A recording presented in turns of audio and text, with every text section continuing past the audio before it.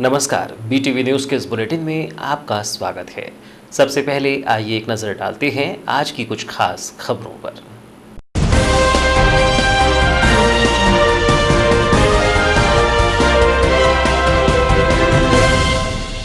जिले में बढ़ रहा है कोरोना मरीजों का ग्राफ। पुनः एक सीआरपीएफ जवान की रिपोर्ट आई पॉजिटिव।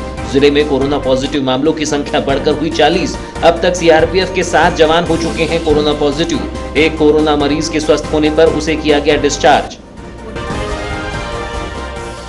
जिला प्रशासन के आदेश के बाद बंद रहा शंकर घाट। मुख्य गेट पर जड़ा रहा ताला। छोटे गेट से मिली भक्तों को एंट्री। एसडीएम ने देखी शिवालयों की व्यवस्थाएं। सोशल डिस्टेंसिंग के तहत भक्तों ने की पूजा अर्चना। सावन मास पर कांवड़ यात्रा पर लगी रोक। अनवरत हो रही बारिश से निचले हिस्सों में भरा पानी। सड़क पर पानी जमा होने से आवागमन में परेशानी। नगरपालिका की अव्यवस्था को लेकर लोगों में आक्रोश। जरा सी बारिश में ही नगरपालिका के दावों की खुल रही है पोल।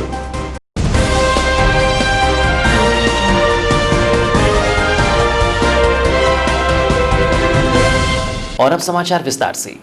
कभी प्रदेश के ग्रीन जोन में शामिल रहे बालाघाट जिले में इन दिनों कोरोना संक्रमण जोर पकड़ रहा है। जिले में अन्य क्षेत्रों से आए संक्रमितों के चलते अब जिले में कोरोना संक्रमितों की संख्या में लगातार इजाफा दिखाई दे रहा है।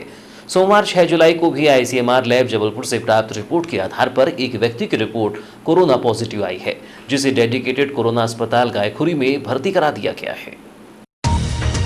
मुख्य चिकित्सा एवं स्वास्थ्य अधिकारी डॉक्टर मनोज पांडे से प्राप्त जानकारी के अनुसार 5 जुलाई को देर रात्रि में आईसीएमआर लैब जबलपुर से प्राप्त रिपोर्ट के अनुसार बालाघाट जिले में एक और मरीज कोरोना पॉजिटिव पाया गया है। यह मरीज सीआरपीएफ की भरवेली स्थित बटालियन का जवान है, जो बटालियन के पूर्व में कोरोना पॉजिटिव आए जवानों के संपर्क में था। कोरोना पॉजिटिव इस नए मरीज को उपचार के लिए dedicated Covid health centre Gaykhuri Balaghat में भर्ती करा दिया गया है। आपको बताएं कि बालाघाट नगर से सटे ग्राम भरवेली सीआरपीएफ कैंप में कोरोना पॉजिटिव मरीजों के मिलने का सिलसिला 2 जुलाई से लगातार शुरू है, जिसके तहत सीआरपीएफ के 7 जवान अब तक कोरोना पॉजिटिव पाए गए हैं, जबकि जिले में कोरोना पॉजिटिव मरीजों की संख्या 40 पहुंच चुकी है। राहत भरी बात यह है कि जिले में पाए जा रहे कोरोना पॉजिटिव मरीजों को विशेष शारीरिक परेशानियां नहीं है, जिसके तहत ये पॉजिटिव मरीज स्वास्थ्य लाभ लेकर ठीक भी हो रहे हैं। मुख्य चिकित्सा एवं स्वास्थ्य अधिकारी डॉक्टर मनोज पांडे ने बताया कि dedicated Covid health centre Gaykhuri Balaghat में उपचार के लिए भर्ती कोरोना पॉजिटिव मरीजों में से एक मरीज के शासन के प्रोटोकॉल के अनुसार ठीक हो जाने पर उसे डिस्चार्ज कर दिया गया है। इस प्रकार गायखुरी के इस सेंटर में अब उपचार के लिए कोरोना पॉजिटिव 19 मरीज भर्ती हैं। इस प्रकार बालाघाट जिले में अब तक कुल 40 मरीज कोरोना पॉजिटिव पाए जा चुके हैं। इनमें से 21 मरीज ठीक होकर अपने घर जा चुके हैं और 19 मरीज उपचार के लिए dedicated Covid health centre Gaykhuri Balaghat में भर्ती हैं। गायखुरी के सेंटर में भर्ती सभी 19 कोरोना पॉजिटिव मरीजों की स्थिति अब ठीक है और उन्हें कोई गंभीर समस्या नहीं है।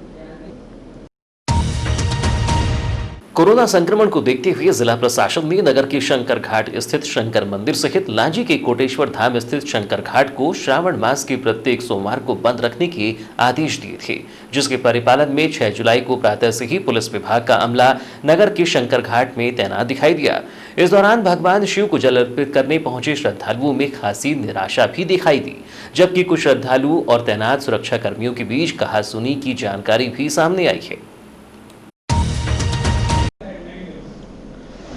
श्रावण के पहले सावन सोमवार को नगर की शंकर घाट स्थित शिव मंदिर में श्रद्धालुओं के लिए मंदिर के मुख्य प्रवेश द्वार को बंद रखा गया था। हालांकि इस दौरान श्रद्धालुओं ने छोटे गेट से मंदिर में पहुंचकर बाहर से ही भगवान भोलेनाथ के दर्शन कर पूजा अर्चना की। इसके अलावा अन्य शिव मंदिरों में श्रद्धालुओं ने सोशल डिस्टेंसिंग का पालन करते हुए भगवान का जलाभिषेक कर पूजा अर्चना की। गौरतलब हो कि जिले में कोरोना वायरस संक्रमण को फैलने से रोकने के लिए कलेक्टर दीपक आर्य ने श्रावण मास में प्रत्येक सोमवार को वैनगंगा नदी बालाघाट स्थित शंकर घाट मंदिर एवं लांजी स्थित कोटेश्वर धाम मंदिर को आमजन के लिए बंद रखने के आदेश दिए व सोमवार को निकलने वाली कांवड़ यात्रा पर भी प्रतिबंध लगा दिया था। लेकिन श्रद्धालुओं की नगर के प्रमुख शिव मंदिर शंकर घाट व मृत्यु घाट में सुबह से ही पूजा अर्चना करने आवाजाही लगी रही, जिससे शंकर घाट मंदिर में तैनात पुलिस जवान द्वारा भक्तों को मंदिर में प्रवेश करने के लिए रोके जाने पर कहासुनी भी हुई, जिसकी जानकारी लगने पर एसडीएम केसी बोपचे शंकर घाट पहुंचे और लोगों को समझाइश देते हुए मंदिर के छोटे गेट से परिसर में प्रवेश कर बाहर से ही पूजा अर्चना करने की अनुमति दी गई, जिससे श्रद्धालु सोशल डिस्टेंसिंग का पालन करते हुए मंदिर परिसर में प्रवेश कर बाहर से ही भगवान भोलेनाथ के दर्शन कर पूजा अर्चना की।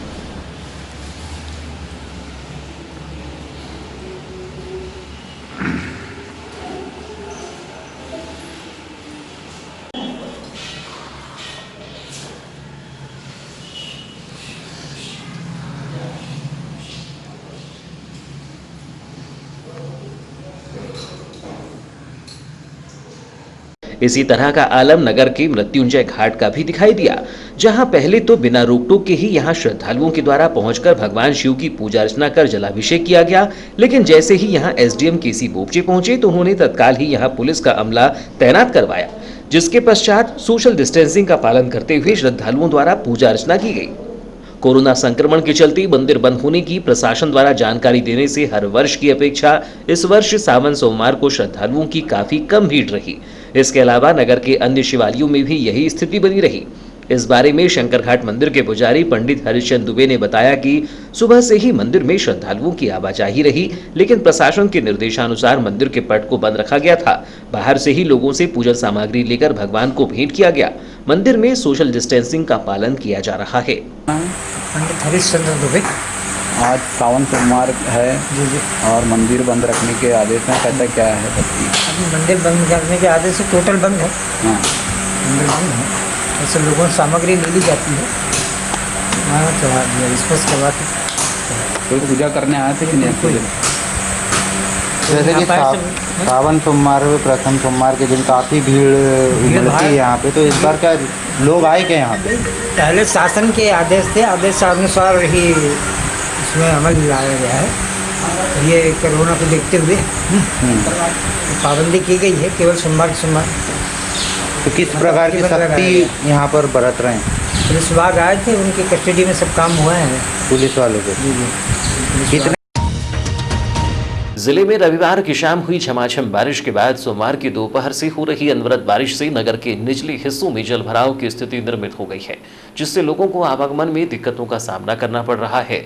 नगर पालिका द्वारा पानी निकासी के लिए नालियों की सुविधा नहीं की गई है, जिससे पानी खाली प्लॉटों व सड़कों पर भरा रहता है।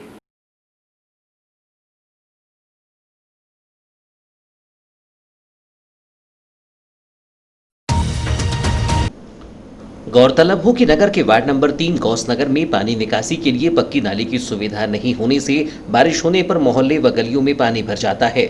यहाँ के निवासियों ने बताया कि इस बारे में कई बार नगरपालिका प्रशासन व मुख्यमंत्री हेल्पलाइन डायल 181 भोपाल में भी शिकायत की गई, लेकिन कोई ध्यान नहीं दिया जा रहा है। बारिश के दिनों में गलियों में पानी भरा होने से हर वर्ष बच्चों को भी स्कूल जाने में असुविधा होती थी, लेकिन इस वर्ष वर्तमान में अभी स्कूल बंद है। पक्की सड़क की सुविधा नहीं होने से भी आवागमन में दिक्कतों का सामना करना पड़ता है।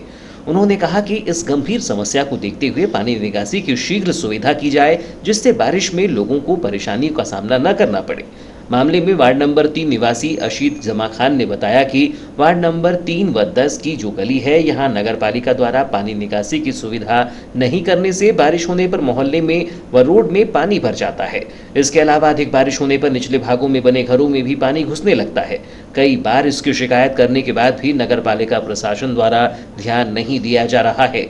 उन्होंने कहा कि सड़कों पर पानी भरा होने से आवागमन में काफी दिक्कत होती है और कई बार बुजुर्ग आते जाते समय गिर भी जाते हैं। इस समस्या को देखते हुए पानी निकासी की शीघ्र सुविधा की जानी चाहिए। कि जब भी मौसम आता है या थोड़ा बहुत भी जब भी पानी आता है तो हमारे मोहल्ले में और ये रोड में पूरा पानी भर जाता है और लोगों के घरों में भी, ये जो निचले स्तर पे जो घर है वहाँ पर पानी घुसने लगता है। इसका मुख्य कारण है कि हमारी जो नाली का निकासी है, ये निकासी समस्या बनी हुई है। हमने नगरपालिका और भोपाल तक के हमने समस्या का मतलब इन्हें वो की है, समस्या का बताया हमने, लेकिन वहाँ से कोई सुनवाई नहीं हुई और ना किसी तरीके से यहाँ पर कोई काम हुआ। कोई अगर मामला 181 में शिकायत करते हैं तो कोई कर्मचारी आता है और थोड़ा सा पावड़ा लगाता है और बोलता है कि हो गई सफाई और निकल जाता है। जो मुख्य समस्या है कि पानी निकलना चाहिए, बरसात का पानी या जो नाली में जो पानी है वो निकलना चाहिए, वो नहीं निकलता। तो हम नगरपालिका और प्रशासन से अनुरोध करते हैं कि यहाँ पर नाली का निर्माण किया जाए और ताकि जो समस्या यहाँ के निवासी जो आने जाने वाले हैं जो परेशान हैं और कई जो बेचारे कई बुजुर्ग हैं वो गिर भी जाते हैं यहाँ पर बरसात में पानी की वजह से, रोड पे पानी की होने की वजह से। तो और आगे कच्ची नालियाँ भी हैं और कच्ची रोड भी है, बच्चे जा नहीं सकते स्कूलों में, तो अभी स्कूल बंद है लेकिन बच्चे जा नहीं सकते जहाँ जाना है अपने। ये जो नाली निर्माण हुई ये नगर पालिका करा रही है? नहीं, अभी नाली हो ही नहीं रही। हो कि विगत कई सालों से नगर में महज 1 घंटे की बारिश में ही पूरा शहर जलमग्न हो जाता है, जिसको लेकर नगर पालिका सहित जिला प्रशासन ने लाखों जतन भी कर लिए, लेकिन अब तक जलभराव की समस्या से नगरवासियों को निजात नहीं मिल पाई। जरा सी बारिश में जहां नगर का हृदय स्थल कहा जाने वाला हनुमान चौक हनुमान ताल में तब्दील हो जाता है, तो वहीं नगर के निचले इलाकों एवं वार्डों में जलभराव की समस्या से आम नागरिकों को दो चार होना ही पड़ता है। राष्ट्रीय खेल हॉकी खेल को संजोने बालाघाट जिले ने 82 वर्षों का तप किया है और इस तप में खिलाड़ियों को सर्व सुविधायुक्त खेल मैदान के रूप में एस्ट्रो टर्फ लगाए जाने की अपेक्षाएं भी लंबे दौर के साथ गहरी हुई हैं। वादों, इरादों और घोषणाओं के फेर में फंसा चंद्रशेखर स्पोर्टिंग मैदान म्यूनिसिपल ग्राउंड एस्ट्रो टर्फ के लिए इंतजार करता रहा है। अखिल भारतीय हॉकी प्रतियोगिता में प्रतिभाओं को निखारने तथा देश के कोने कोने से आने वाले हॉकी खिलाड़ियों का परिचय कराने वाले इस मैदान में एस्ट्रो टर्फ का इंतजार अब खत्म होने की उम्मीदें जागी हैं। कांग्रेस सरकार में तत्कालीन विधानसभा उपाध्यक्ष के परिपत्र के आधार पर खेल और युवा कल्याण विभाग मध्य प्रदेश शासन ने 726 करोड़ 67 लाख रुपए की वित्तीय स्वीकृति जारी कर दी है। जिलेवासियों एवं हॉकी खेल प्रेमियों के लिए एस्ट्रो टर्फ अहम हो जाता है और एस्ट्रो टर्फ लगने के बाद यहां होने वाले हॉकी के मुकाबले न सिर्फ खिलाड़ी बल्कि दर्शकों में रोमांच भर देंगे। हॉकी मैदान में एस्ट्रो टर्फ लगाने की मांग काफी पुरानी है। वर्ष 2016 में इसे तब बल मिला जब तत्कालीन मुख्यमंत्री शिवराज सिंह चौहान ने बैहर की एक सभा में एस्ट्रो टर्फ लगाने की सौगात दी। इसके बाद घोषणाओं और वादों की झड़ी लग गई। यहां होने वाले अंतर्राष्ट्रीय हॉकी टूर्नामेंट का समय करीब आते आते मांग उठती रही कि कब एस्ट्रो टर्फ लगेगा, जिसमें यह इंतजार और लंबा होता गया। इसी बीच एस्ट्रो टर्फ की प्रक्रिया आगे बढ़ी और नगरपालिका स्वामित्व की भूमि वाला यह मैदान खेल तथा युवा कल्याण विभाग को हस्तांतरित किया गया। एस्ट्रो टर्फ को लेकर बीती कांग्रेस सरकार में विधानसभा उपाध्यक्ष रही विधायक हीना कावरे ने इस संबंध में पत्राचार को आगे बढ़ाया और उस वक्त मुख्यमंत्री रहे कमलनाथ ने खेल और युवा कल्याण विभाग मध्य प्रदेश शासन द्वारा इसे स्वीकृति दे दी। 12 फरवरी को मंत्रालय में हुई बैठक में कार्य योजना एवं प्राक्कलन अनुरूप सिंथेटिक हॉकी टर्फ की स्थापना के लिए 726 करोड़ 67 लाख की वित्तीय एवं प्रशासकीय स्वीकृति दी गई है। इसके संबंध में 28 मई के परिपत्र में उल्लेखित किया गया है कि उक्त राशि से बालाघाट चंद्रशेखर हॉकी मैदान में टर्फ लगाया जाएगा। विधायक हीना कावरे के एस्ट्रो टर्फ लगाए जाने को लेकर किए गए पत्राचार की बात की जाए तो वर्ष 2019 को इस आशय का एक पत्र तत्कालीन मुख्यमंत्री कमलनाथ को लिखा गया था। वहीं प्रत्यक्ष रूप से भेंट कर उनसे एस्ट्रो टर्फ लगाए जाने को लेकर अनुरोध किया गया था। यही नहीं, अन्य क्षेत्रीय विधायकों ने भी इस दिशा में प्रयास किए, जिसमें यह कहा गया कि बालाघाट जिले की खेल प्रतिभाओं को निखारने एस्ट्रो टर्फ की महती आवश्यकता है और कहा जा सकता है कि सभी के प्रयास से अब एस्ट्रो टर्फ की सभी बाधाएं दूर हो गई हैं और स्वीकृत राशि से जल्द ही निर्माण कार्य प्रारंभ होगा, जिसकी खुशी न सिर्फ खेल प्रेमियों बल्कि जिले की जनता को भी है, क्योंकि यह हॉकी मैदान बालाघाट जिले के लिए गौरव का विषय साबित होगा। बालाघाट जिले को हॉकी की नर्सरी माना जाता है और हॉकी की दुनिया से जिले को रूबरू कराने वाले नारायण सिंह के नाम से अखिल भारतीय स्वर्ण कप हॉकी टूर्नामेंट विगत 43 वर्षों से आयोजित होता आ रहा है।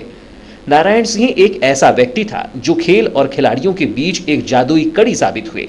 महान खिलाड़ी मेजर ध्यानचंद से तो उनकी तुलना नहीं की जा सकती, लेकिन जिले में हॉकी को नए आयाम तक पहुंचाने वाले नारायण सिंह का नाम खासा अहमियत रखता है और उसी दौर में नेहरू स्पोर्टिंग क्लब की स्थापना 1938 में की गई और देखते ही देखते इस क्लब को 82 वर्ष हो गए। स्पोर्टिंग क्लब के पदाधिकारियों और सदस्यों के अथक प्रयास से राष्ट्रीय स्तर की हॉकी प्रतियोगिता यहां आयोजित की जाती हैं और यही कारण है कि समय समय पर चंद्रशेखर स्पोर्टिंग मैदान म्यूनिसिपल ग्राउंड में एस्ट्रो टर्फ लगाने की बात उठती रही। सरकारें आती जाती रहीं और एस्ट्रो टर्फ लगाने के वादे घोषणाएं भी चलती रहीं। शायद ही ऐसा कोई वर्ष रहा हो जब हॉकी के फाइनल मुकाबले पर एस्ट्रो टर्फ लगाने की घोषणा न हुई हो और यह न कहा गया हो कि अगले वर्ष का टूर्नामेंट एस्ट्रो टर्फ से सुसज्जित मैदान में होगा। लेकिन इन घोषणाओं को साकार नहीं कर पाए। वहीं प्रदेश में सत्ता परिवर्तन के बाद प्रारंभ हुए विकास कार्यों में एस्ट्रोटर्फ की मांग गति पकड़ती गई और फिर एक बार नए सिरे से एस्ट्रोटर्फ के कार्य को तत्कालीन मुख्यमंत्री कमलनाथ के समक्ष उस वक्त विधानसभा उपाध्यक्ष हिना कांवरे द्वारा रखा गया, जिस पर अमल होना सामने आया है। एवं विधायक हिना कांवरे ने कहा कि बहुप्रतीक्षित एस्ट्रोटर्फ की मांग पूर्ण हो चुकी है, जिसका कार्य भी जल्द ही प्रारंभ होगा।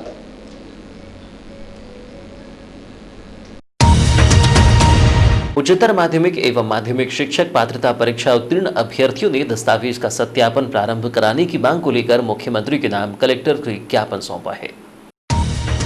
जिला कलेक्ट्रेट कार्यालय पहुंचे उत्तीर्ण अभ्यर्थियों ने बताया कि लोक शिक्षण संचालनालय के आदेशानुसार उच्चतर माध्यमिक एवं माध्यमिक शिक्षक पात्रता परीक्षा में उत्तीर्ण अभ्यर्थी जिनका नाम प्राविधिक चयन सूची और प्राविधिक प्रतीक्षा सूची में है, इन सभी के दस्तावेजों का सत्यापन 1 जुलाई से शुरू हो चुका था। जिला स्तर पर बनाए गए सत्यापन केंद्रों पर कोरोना के संक्रमण से बचाव हेतु सोशल डिस्टेंसिंग का पालन किया जा रहा था। इस दौरान किसी भी अभ्यर्थी को सत्यापन केंद्रों तक पहुंचने से कोई परेशानी नहीं हुई, लेकिन 4 जुलाई को लोक शिक्षण संचालनालय के आदेश पर सत्यापन की कार्यवाही को तुरंत प्रभाव से निरस्त कर दिया, जिसके कारण लोक परिवहन की सुगम व्यवस्था न होना और कोविड-19 का बढ़ता प्रभाव बताया गया।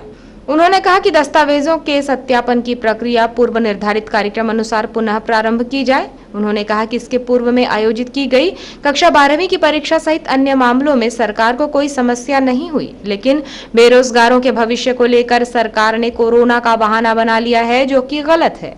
अभ्यर्थी नवीन मंडाले ने कहा कि शिक्षक भर्ती प्रक्रिया के लिए 1 जुलाई से सत्यापन प्रारंभ हो गया था, लेकिन लोक शिक्षण संचालनालय के आदेश पर परिवहन व्यवस्था और कोरोना संक्रमण को लेकर 4 जुलाई से सत्यापन कार्य बंद कर दिया गया। उन्होंने कहा कि कोरोना काल में 12वीं की परीक्षा संपन्न हुई। 2 दिन पूर्व मंत्रिमंडल का विस्तार शपथ ग्रहण समारोह हुआ। 3 दिनों से हुए सत्यापन के दौरान भी कोई कोरोना संक्रमित नहीं हुआ। सभी प्रक्रियाएं सुचारू रूप से चल रही हैं।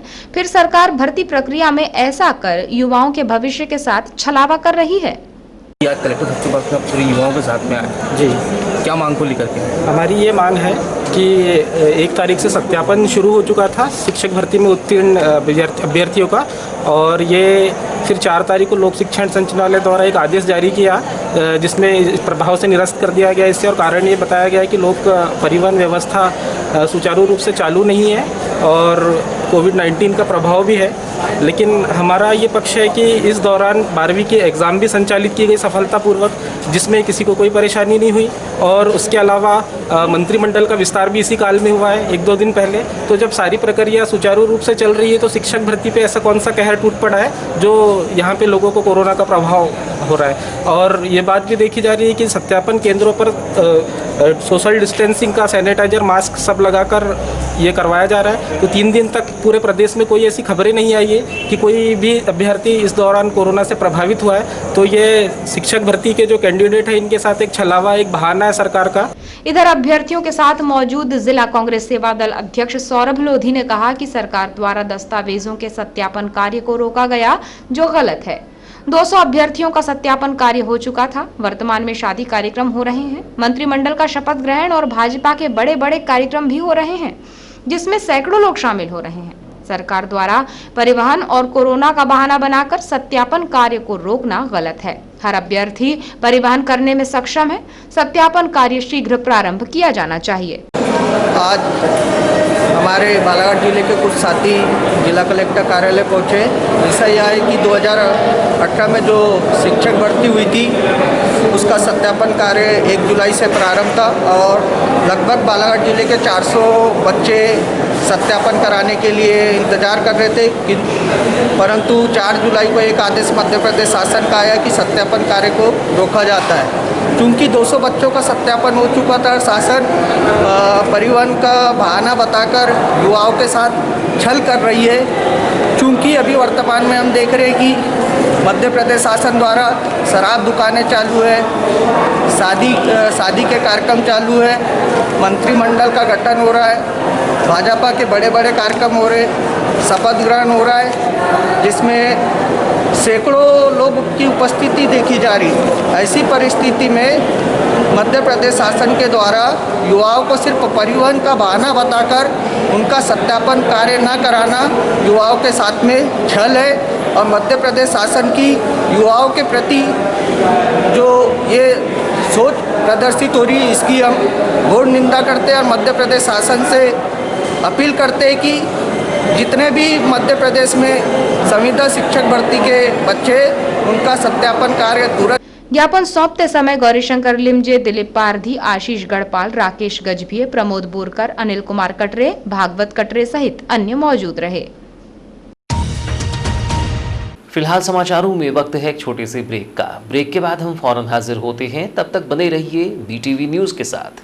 The Raymond shop, Raymond's shooting and shirting, आपके अपने शहर बालाघाट के हृदय स्थल हनुमान चौक के पास रेमंड शोरूम का भव्य शुभारंभ हो चुका है, जहां आपके लिए है रेमंड मेंसवेयर की संपूर्ण श्रृंखला, शर्ट, ट्राउजर जो आपके व्यक्तित्व को निखारे, शूटिंग एंड शर्टिंग एवं exclusive suit length and sherwani cloth, Raymond suits, designer suits की संपूर्ण रेंज उच्चतम गुणवत्ता के साथ बिल्कुल किफायती दामों पर उपलब्ध है। Men's toiletries, belt, tie, cufflinks etcetera आपके फिजिक के अनुसार कपड़ों की सिलाई एवं डिजाइनिंग भी की जाती है। मनाइए जिंदगी का जश्न हर पल रेमंड के संग। तो अब सोच क्या रही हैं? फौरन चले आइए, हमारे शोरूम में आपका स्वागत है। नई साज सज्जा के साथ आधुनिक कपड़ों का भव्य शोरूम, खास वही जो हर पल को खास बनाए।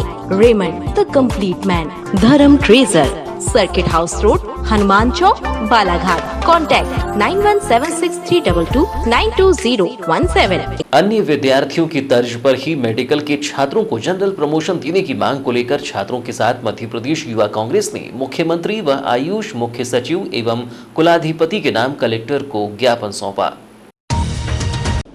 ज्ञापन में कहा गया कि सरकार द्वारा मध्य प्रदेश के अन्य विषयों और विभाग के छात्रों को जनरल प्रमोशन दिया जा रहा है, लेकिन मेडिकल के छात्रों को जनरल प्रमोशन न देकर पक्षपात किया जा रहा है।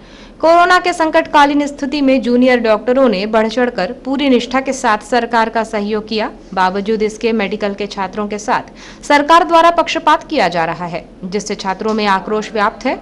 मेडिकल मध्य प्रदेश आयुष विश्वविद्यालय जबलपुर द्वारा परीक्षाओं की तिथि लगातार घोषित की जा रही है, जिससे इस कठिन परिस्थिति में छात्र डरे हुए हैं। आज की स्थिति में यातायात के सभी साधन बंद हैं और छात्रों के रहने की व्यवस्था भी नहीं है, जिससे सरकार से मांग की गई है कि ऐसी स्थिति को देखते हुए जनरल प्रमोशन दिया जाए।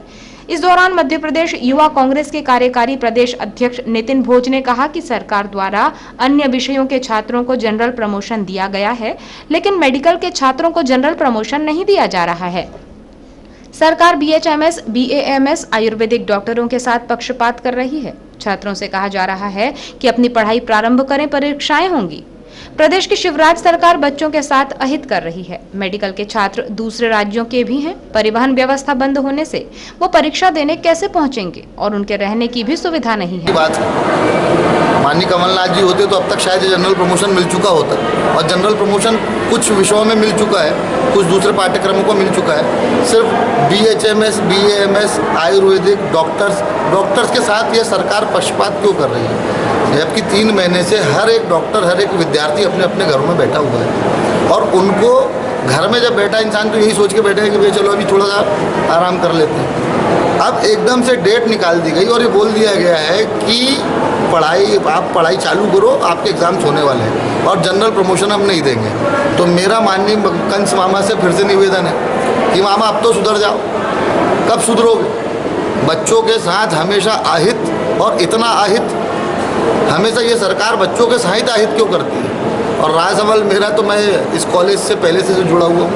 ये सभी मेरे जूनियर्स डॉक्टर हैं और मेरा इनके लिए मैं आखिरी दम तक, आखिरी ताकत तक पूरी वहीं मेडिकल छात्रा दीप्ति राहंगडाले ने कहा कि सरकार छात्रों के साथ अहित कर रही है। सरकार परीक्षा को लेकर जल्दी से निर्णय लेकर छात्रों के भविष्य के बारे में सोचे। दीप्ति राहंगडाले, एक ही चीज़ कहना चाहूँगी माननीय मुख्यमंत्री जी से कि हमारा कोर्स जो ऑलरेडी 5.5 ईयर का है, बहुत ज़्यादा ड्यूरेशन बढ़ रहा है। हम लोग कब तक घर में बैठे रहें? जो भी डिसीजन लेना प्लीज़ जल्दी से जल्दी लीजिए, ताकि हम लोग भी अपने फ्यूचर के बारे में कुछ सोच सकें। भारतीय जनसंघ के संस्थापक डॉक्टर श्यामा प्रसाद मुखर्जी की 119वीं जयंती 6 जुलाई को जिला भाजपा कार्यालय में समर्पण भाव से मनाई गई। इस दौरान भाजपाइयों ने पौधारोपण कर डॉक्टर मुखर्जी को श्रद्धांजलि अर्पित की, वहीं उनके बताए गए मार्गों पर चलने का संकल्प लिया। महान शिक्षाविद, देशभक्त, प्रखर राष्ट्रवादी, कर्मठ, जुझारू, मानवता के उपासक और चिंतक डॉक्टर श्यामा प्रसाद मुखर्जी की 119वीं जयंती कल 6 जुलाई को जिला भाजपा कार्यालय में समर्पण भाव से मनाई गई। इस दौरान सर्वप्रथम सेवा और राष्ट्रवाद की विचारधारा से ओतप्रोत राजनीतिक दल भारतीय जनसंघ के संस्थापक और एक देश, एक संविधान, एक निशान, एक प्रधान के समर्थक भारत रत्न डॉक्टर श्यामा प्रसाद मुखर्जी के तैलचित्र पर माल्यार्पण कर उन्हें श्रद्धा सुमन अर्पित किया गया। इसके पश्चात स्वच्छ बालाघाट, स्वस्थ बालाघाट की अभिकल्पना को लेकर मौके पर पौधरोपण महाअभियान की शुरुआत जिला भाजपा कार्यालय परिसर में पौधरोपण के साथ की गई। बताया गया कि प्रतिवर्ष की भांति ये महाअभियान माह भर पूरे जिले में भाजपा कार्यकर्ताओं द्वारा चलाया जाएगा, ताकि राष्ट्र के जननायक महामना डॉक्टर मुखर्जी के एक भारत श्रेष्ठ भारत की पावन धरा के आवरण को हरा भरा सदा सर्वदा रखा जा सके।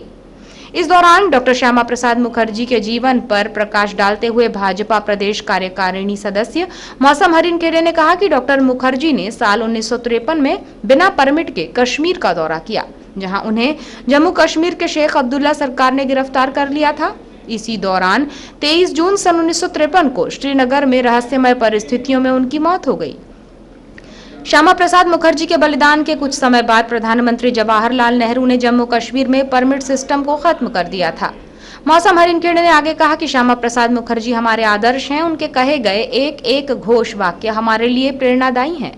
जैसे, जहां बलिदान हुए मुखर्जी वो कश्मीर हमारा है, जो कश्मीर हमारा है वो सारा का सारा है। इस पद चिन्हों पर चलते हुए अब केंद्र की भाजपा नेता नरेंद्र मोदी सरकार ने जम्मू कश्मीर से धारा 370 और 35A को संसद में संशोधन करके निष्प्रभावी बना दिया है। साथ ही जम्मू और कश्मीर राज्य को 2 केंद्र शासित प्रदेशों में जम्मू और कश्मीर तथा लद्दाख पुनर्गठित कर दिया है। यही डॉक्टर मुखर्जी को देश की सच्ची श्रद्धांजलि है। आज भारतीय जनता पार्टी के आराध्य डॉक्टर श्यामा प्रसाद मुखर्जी जी की जन्म जयंती है और वर्ष 2020 की यह जयंती इसलिए भी और रोचक और हम सबके हौसले को बढ़ाने वाली हो सकती है कि जिन विचारों, उद्देश्य और सपनों के साथ भारतीय जनता पार्टी का गठन हुआ, जिस एक नारे को लेकर हम सब चल रहे थे कि जहां हुए बलिदान मुखर्जी वो कश्मीर हमारा है, जो कश्मीर हमारा है वह प्राणों से प्यारा है, एक बार कह दो हिंदू, हिंदुस्तान हमारा है।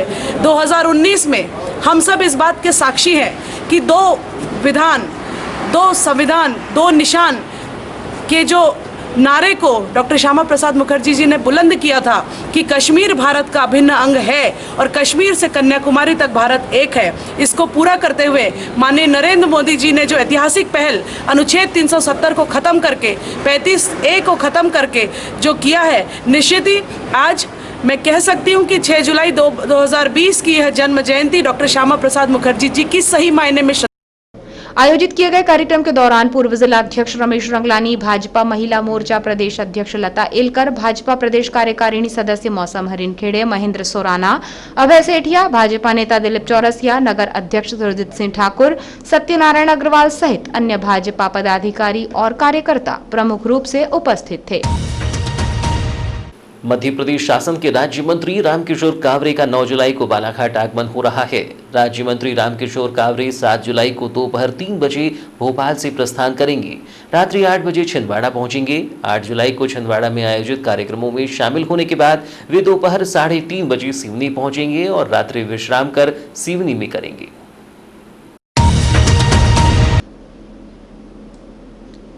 राज्य मंत्री रामकिशोर कावरे 9 जुलाई को प्रातः 9 बजे सांसद ढाल सिंह बिसेन से उनके निवास पर भेंट करेंगे और प्रातः 10 बजे सिवनी से बालाघाट के लिए प्रस्थान करेंगे।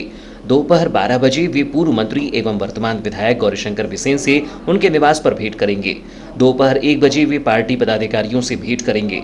अपराह्न 4 बजे वे सर्किट हाउस में पत्रकार वार्ता लेंगे और शाम 5 बजे विधायक गौरीशंकर बिसेन की उपस्थिति में जिलाधिकारियों के साथ किल कोरोना अभियान की समीक्षा बैठक में शामिल होंगे।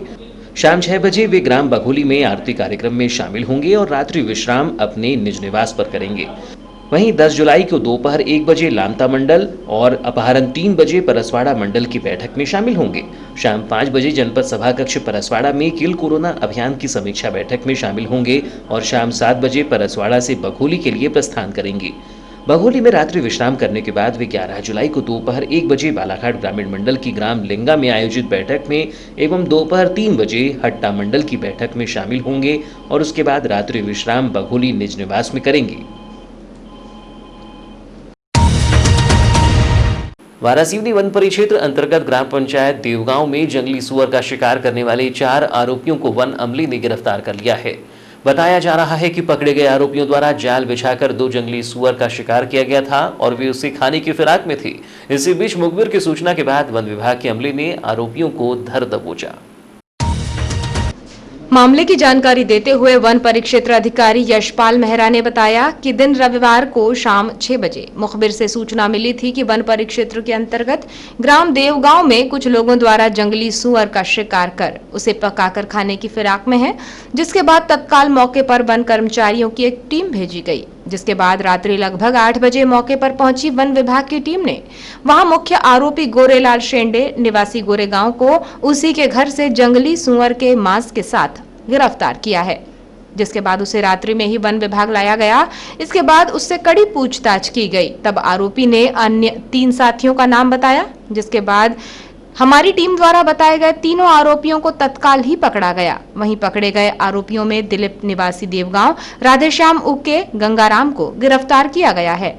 मामले की जानकारी देते हुए सहायक परिक्षेत्र अधिकारी पवन पटले ने बताया कि सूचना मिलने पर तुरंत ही हमने मुख्य आरोपी गोरेलाल को गिरफ्तार किया।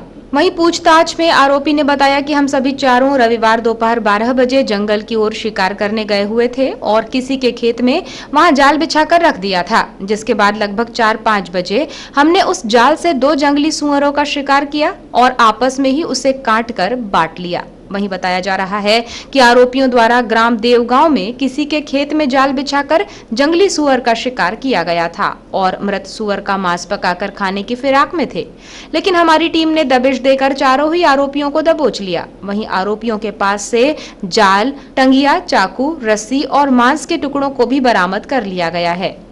हमें सूचना मिली यानी कि हमारे रेंज अफसर के द्वारा कि कहीं पर मांस काटा जा रहा है ग्राम देवगांव में, तो जाके उसकी जानकारी लें। वहाँ पता चला कि वाकई में जंगली सुअर का शिकार किया गया है और उसके जैसे पता चला उसका हमारी टीम साथ में पूरी वो अपना क्या कहते हैं वाराणसी सर्किल के कर्मचारी, अपना बुधवार सर्किल के कर्मचारी, ये सब जाके मिले और साथ में यानी खैरलाल जी का भी सहयोग रहा है और साथ में हमारे रेंजर साहब का सहयोग पूरा रहा है कि बात होती रही कि आप जाके चेक करें और कहाँ पर क्या है। तो तत्काल जैसे पता चला तो हमारी टीम के साथ जैसे पहुँचे वहाँ पर तो एक के घर से गोरेलाल के यहाँ से सब्जी बनती हुई पाई गई। कहाँ की घटना है ये देवगांव की घटना है। देवगांव। कौन कौन आरोपी हैं पटले जी? इसमें आरोपी 4 अभी हैं। एक दिलीप है, दूसरा राधेलाल है और गंगाराम। कहाँ के निवासी हैं? ये सब देवगांव के निवासी हैं। अच्छा, इसके पहले कोई अपराध इनके द्वारा? इससे पहले भी किया गया है अपराध। अच्छा, इन लोगों ने इससे पहले भी 2 बार शिकार कर चुके हैं। क्या क्या जब्त किया गया? इनके पास से अपना सुअर मारने का जाल, टंगिया है एक औजार में और एक चाकू है और साथ में सब्जी। आरोपियों के खिलाफ वन अपराध वन्य प्राणी संरक्षण अधिनियम 1972 के तहत मामला दर्ज कर लिया गया है। कटंगी मुख्यालय से 5 किलोमीटर दूर सिवनी मार्ग पर खिड़की घाट में बीती रात एक के बाद एक 3 सड़क हादसे सामने आए। घटित हुई घटना में जहां 80 बकरियों की मौत हो गई तो वहीं अन्य सड़क दुर्घटनाओं में वाहन में सवार लोगों को गंभीर चोटें आई हैं। जानकारी के अनुसार कटनी के स्लिमनाबाद से लगभग 300 बकरियां लेकर हैदराबाद जा रहा एक ट्रक खिड़की घाट के संवेदनशील यू टर्न में ब्रेक फेल हो जाने से अनियंत्रित होकर पलट गया। घटना में मौके पर ही 70 से 80 बकरियों की मौत हो गई। वहीं चालक को मामूली चोट आई है। ट्रक में चालक व क्लीनर सहित 3 लोग सवार थे। चालक को उपचार हेतु सामुदायिक स्वास्थ्य केंद्र कटंगी में भर्ती कराया गया है। इस दौरान सतना से गेहूं लेकर बेंगलोर जा रहा एक ट्रक वाहन भी अनियंत्रित होकर खाई में जा गिरा। हालांकि इस घटना में किसी के हताहत होने की खबर नहीं है। हादसों का क्रम यही नहीं थमा, बल्कि यूपी से हैदराबाद जा रही एक स्विफ्ट डिजायर कार भी खिड़की घाट में ब्रेक फेल हो जाने की वजह से हादसे का शिकार हो गई। कार में चालक समेत 3 लोग सवार थे जिन्हें मामूली चोट आई। सभी बाल बाल बच गए। इन तीनों ही सड़क हादसों की वजह ब्रेक फेल होना बताई जा रही है और यह तीनों ही हादसे शाम 4 बजे के आसपास हुए। घटना की सूचना पर पुलिस प्रशासन एवं नगर परिषद का अमला सुबह से ही खिड़की घाट पहुंचकर राहत एवं बचाव कार्य में जुटा रहा। थाने के एसआई मुकेश नरताम ने घटना स्थल पर पहुंचकर पंचनामा कार्यवाही की तथा क्रेन के माध्यम से ट्रकों व कार को बाहर निकाला गया। हादसे में मृत बकरियों के शव देर शाम तक नगर परिषद के अमले द्वारा दफनाए गए। दुर्घटनाग्रस्त ट्रक वाहन के क्लीनर मोहम्मद एजाज ने बताया कि कटनी के स्लिमनाबाद से लगभग 300 बकरियां लेकर हैदराबाद जा रही थी। खिड़की घाट के उतार में वाहन का ब्रेक फेल हो जाने की वजह से वाहन अनियंत्रित होकर खाई में जा गिरा, जिसमें चालक को चोट आई है, जिसे कटंगी सरकारी अस्पताल में उपचारार्थ भर्ती कराया गया है। घटना में हादसे का शिकार हुआ ट्रक नागपुर का बताया जा रहा है। और अब अंत में चलते चलते आइए एक नजर डालते हैं आज की कुछ खास खबरों पर।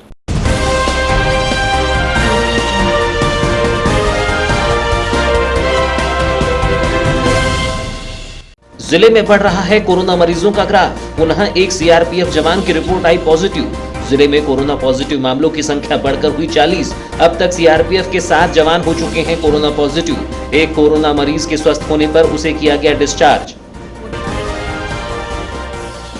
जिला प्रशासन के आदेश के बाद बंद रहा शंकर घाट। मुख्य गेट पर जड़ा रहा ताला। छोटे गेट से मिली भक्तों को एंट्री। एसडीएम ने देखी शिवालयों की व्यवस्थाएं। सोशल डिस्टेंसिंग के तहत भक्तों ने की पूजा अर्चना। सावन मास पर कांवड़ यात्रा पर लगी रोक। अनवरत हो रही बारिश से निचले हिस्सों में भरा पानी। सड़क पर पानी जमा होने से आवागमन में परेशानी। नगरपालिका की अव्यवस्था को लेकर लोगों में आक्रोश। जरा सी बारिश में ही नगरपालिका के दावों की खुल रही है पोल।